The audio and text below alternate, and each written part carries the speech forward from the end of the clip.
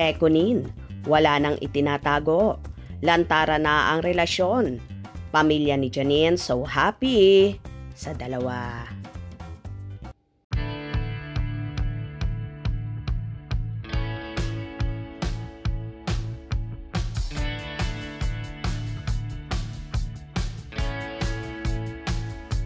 Isang kapatid ni Janine Gutierrez na si Jessica Gutierrez sa nag-share sa kanyang Facebook account na mga ganap ng kanyang pamilya noong Christmas.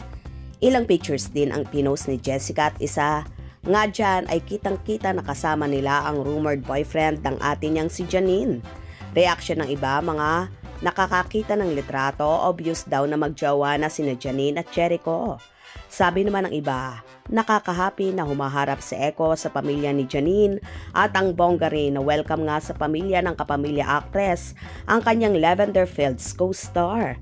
Ang say naman ng iba, masaya sila na makitang happy si Janine at Echo ha.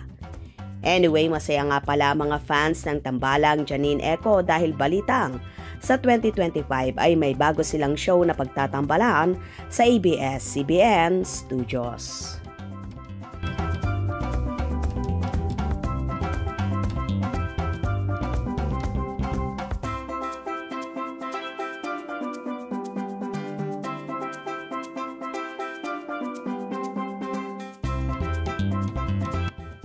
Well, kitang-kita naman kung gaano kasaya si Janine sa piling ni Jericho, lalo na kapag kasama ang aktor. Ganon din naman ang pamilya ni Nini ni Happy rin at nakita na ni Janine ang totoong tao na magmamahal sa kanya ng lubos at todo ipinaglalandakan siya sa publiko. Wala na ngang inililihim or itinatago ang Ekonin sa kanilang relasyon at talagang lantara na ang kanilang pagmamahalan. Magkasama nga ang bagong lovebirds ng Christmas at bagong taon na sama-samang sinalubong ang pagpasok ng taong 2025.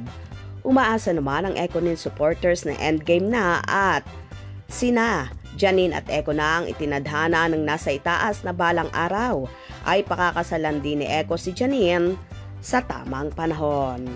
Kayo ba happy rin sa nagaganap ngayon sa Ekonin? Mapapansin mo rin sa pamilya ni Janine na todo inaalagaan nila at very welcome si Jericho sa pamilya nila na umaasa rin sila na ang dalawa na nga ang magkakatuluyan sa huli.